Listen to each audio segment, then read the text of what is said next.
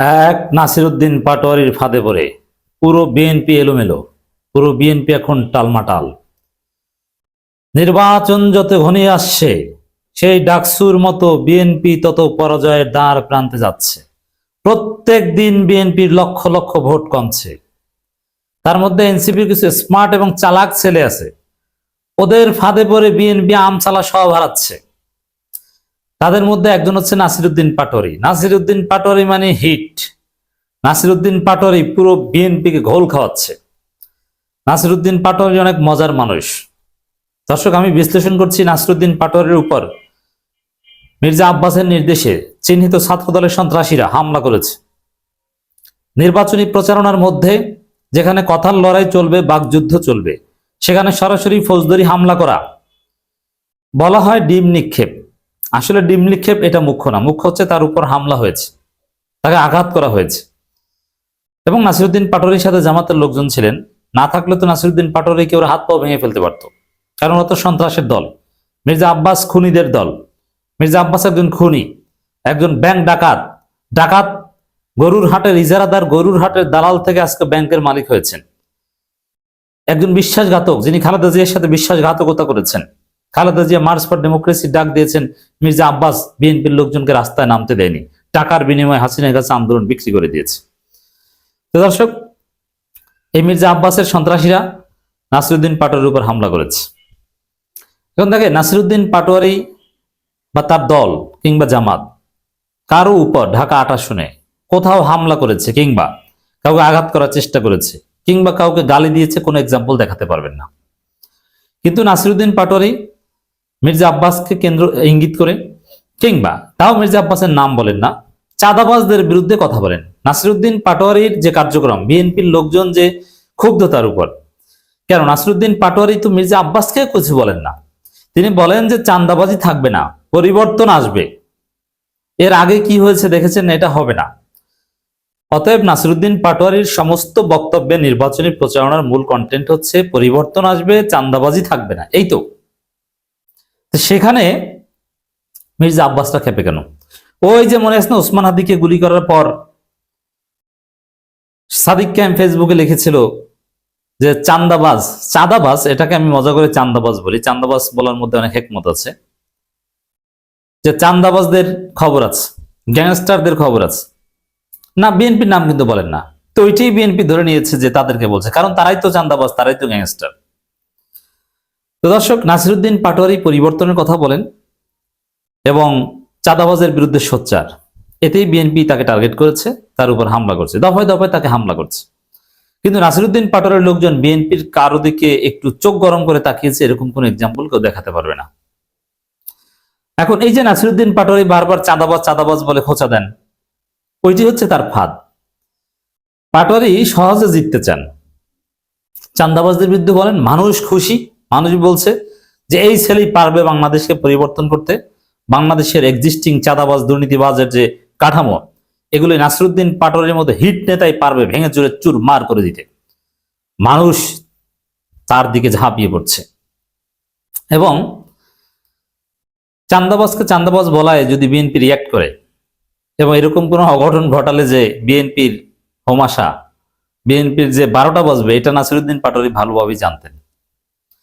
দেখেন, এই এক হামলার ঘটনায় নাসিরউদ্দিন পাটোয়ারির উপর যে হামলা হয়েছে, এর ফলে জামাত, এনসিপি অনেক কিছুই করবে, বিক্ষোভ মিছিল করবে, ইসিতে অভিযোগ দিবে, সংবাদ সম্মেলন করছে, আমাকে দাওয়াত দেওয়া হলো, তো এরকম অনেক কিছুই আপনারা দেখবেন।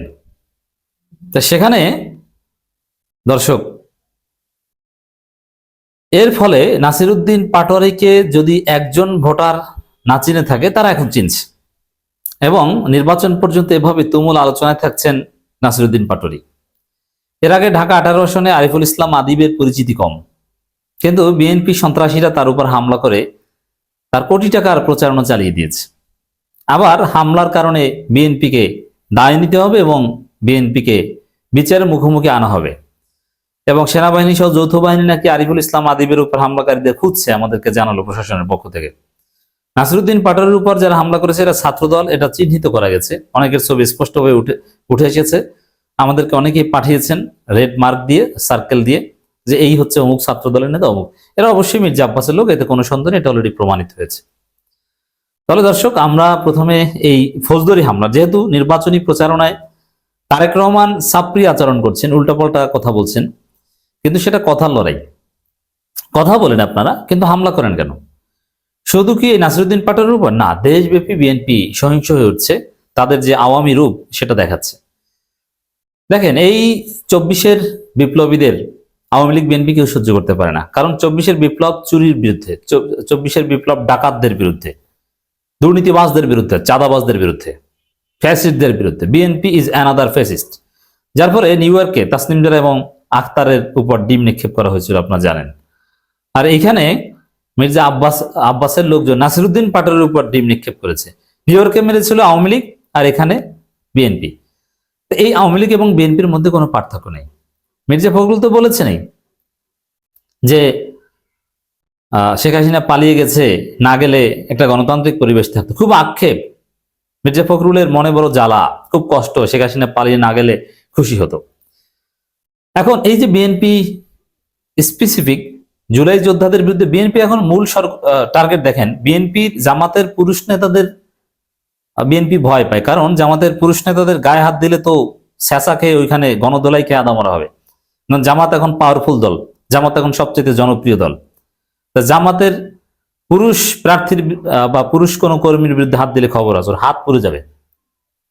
কিন্তু দুর্বল পেয়েছে আমাদের মায়েদের, নারীদের পেটে লাথি মারে বিএনপি, নারীদের আঘাত করে তাদের ওড়না টান দিয়ে ছিঁড়ে ফেলে এই জারজদের দল, বাংলাদেশ জাতীয়তাবাদী জারজ পার্টি।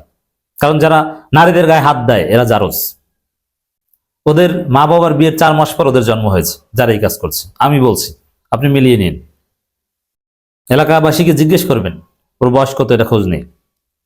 এইদেরকে বিএনপি প্রশ্রয় দিচ্ছে, এটা তারেক রহমান নির্দেশে হচ্ছে, এটা আমি আগেই বলেছি, প্রমাণ দিয়েছি যেটা কিভাবে তারেক রহমান নির্দেশে হচ্ছে।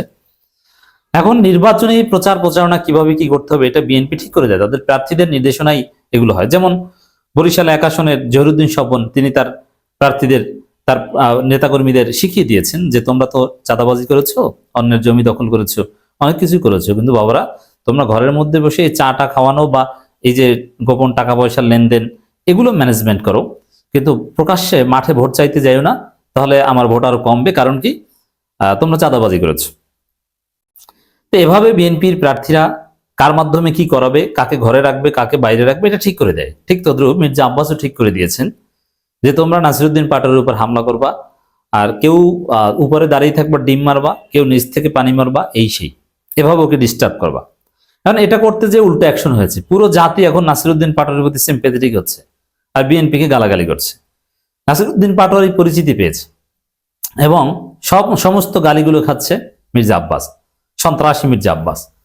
অতএব আগামী মির্জা আব্বাস হারবে, এটা মির্জা আব্বাস আগেই বলছেন। বিপুল ভোটের ব্যবধানে আগামী নির্বাচনে মির্জা আব্বাস পরাজিত হবেন। আমরা নাসিরউদ্দিন পাটোয়ারির উপরে হামলার তীব্র নিন্দা প্রতিবাদ জানাচ্ছি।